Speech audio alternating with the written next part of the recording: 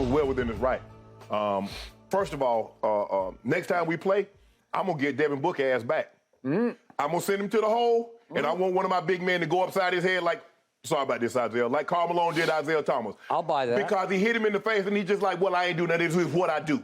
And he did stand over. Yeah. I'm gonna get him back too. Okay. But Deandre Ayton, Skip, if I'm down on the ground, when I played, if I'm down on the ground, and if opposing player ain't kneeling down to ask me, hey, Sharpe, you okay?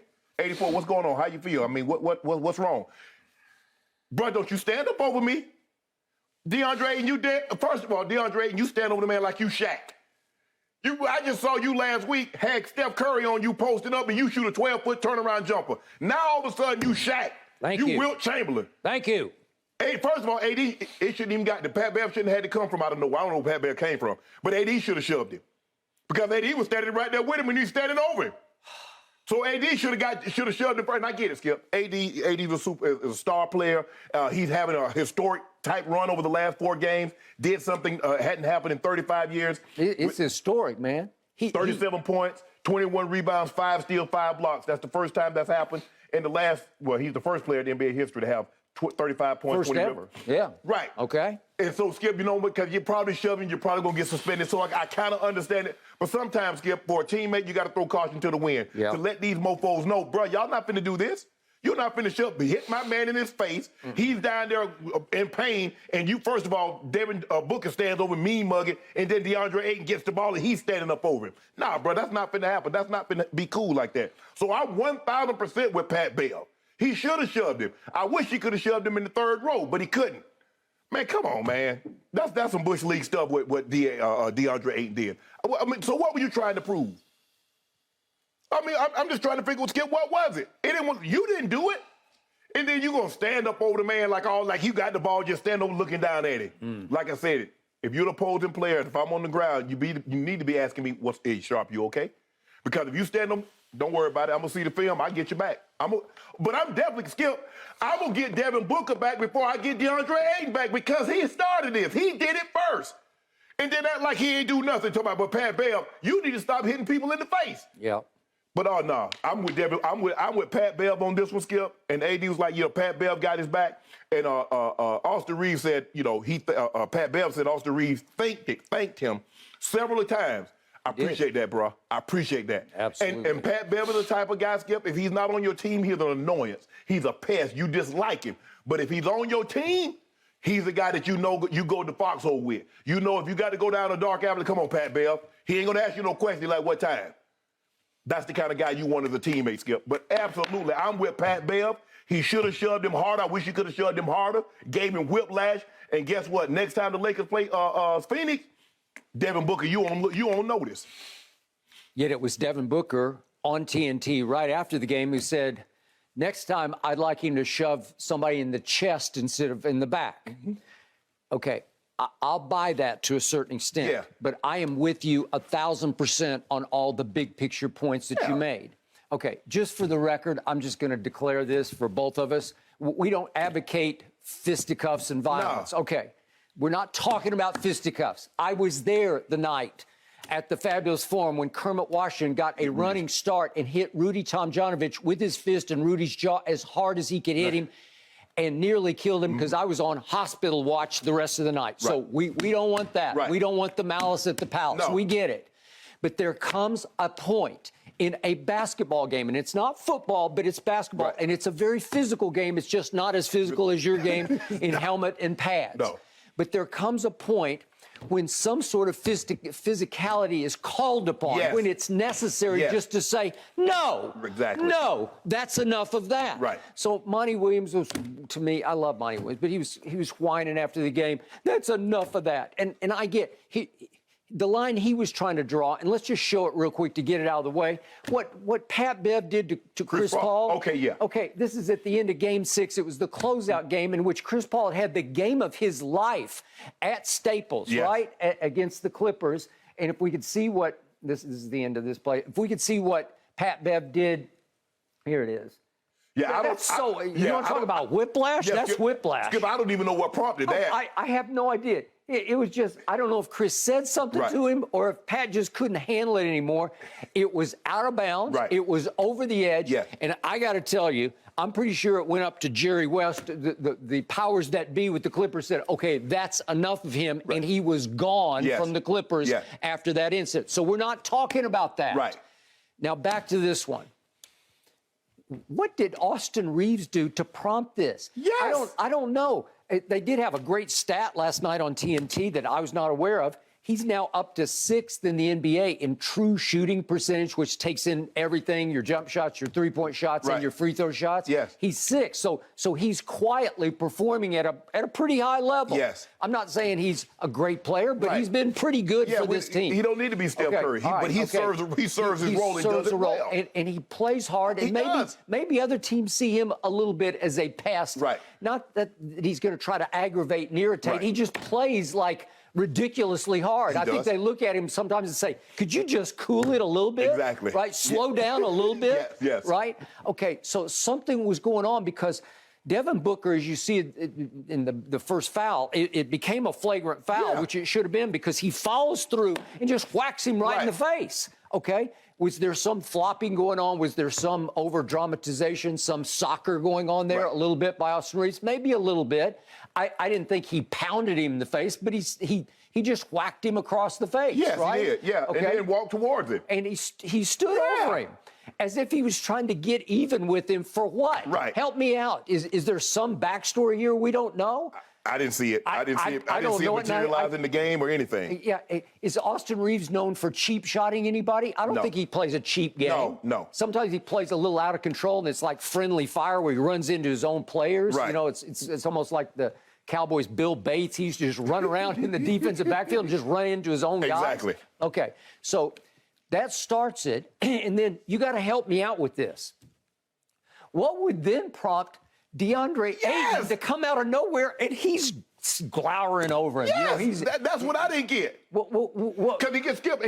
Actually, with the ball, he grabs the ball, and he pounds the ball in one hand, and then he walks towards Austin Reaves and stand up over him. Okay. I'm like, bro, what is that about? That's Austin Reaves. That ain't Luka. That's not Jokic. Okay, here's my theory. You want to talk about getting cooked by another big man? He had been getting cooked by Anthony Davis the whole game. Yes. And again, we're talking about 37 and 21 rebounds, okay? 37 points and 21 rebounds and 5 steals and 5 blocks.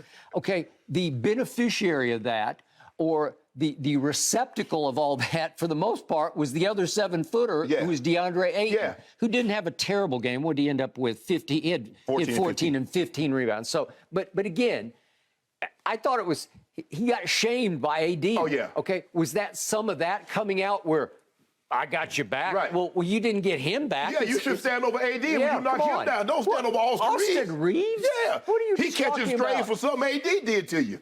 And again, if Devin Booker had just cold, clean blocked his shot, and he had fallen down off a clean block, then I'd say, okay, I sort of see what you're doing here. But it was a hack foul where he followed through and just hacked him and ended up getting a flagrant foul, which he deserved. Right. Okay, so now what would prompt either one of them to stand over poor little Austin Reaves? I don't know. Right. Okay, so now Pat Bev is just watching from the perimeter, and then he finally just says, wait a second. That's enough of that. So he comes running in from behind, and he shoves Deandre Ayton. I don't think he would have fallen, except he fell over Austin Reaves, right? Because you could see it if we see it one more time. He just trips over Austin Reaves. So I don't think he got shoved down. Right. Because what do we give Pat Bev? 6'2", maybe? 6'1", okay? And I don't think he's 200 pounds. I don't think he is either. And Deandre Ayton is 7 feet tall. Right. I'm pretty sure. So, again, okay, was it hit and run? Well, I'm also going to point out to you, Pat Bev, after he shoved him, he didn't hit him with his fist. He just shoved him. But he looking around to see who else was coming. But he did. If you notice, he steps over. Pat Bev then steps over Austin Reaves toward DeAndre like, I'm not running. I'm here. if you want to get back up, although Pat Bev is smart enough to know there's not going to be any punches thrown there. But the thing is, Pat Bev also look, because the ref comes and grabs him, he looks around like, you a good guy. Because you got to look around because you know somebody's going to come to shove you, Skip. So he's looking around, he steps over, the official grabs him, he turns and looks, and I think that's Torrey Craig that comes in a little later. He does, and he looks over his shoulder like you better have your head on a swivel at this point because somebody's going to come to get even with you. We see this all the time in football. When somebody stands over somebody, you see the offensive lineman, or you see somebody from the opposing team, bro, they shove him, bro, get from over him. You already did what you did. You made the tackle. You did what you did. Now, you're not finna stand over and like you a mythical figure. No, that's not finna happen. But I don't get it. I mean, okay, Book, you had a pretty good game. Maybe Austin Reaves, he shot 10 or 24. So he had 25 points, but he took him 24 shots. Book did, yeah. Right. So maybe Austin Reaves was D'ing him up. I don't know what the case was, Skip. But it was no reason for him to hit the man in the face. Okay, you fouled him. Okay, I got you. My bad.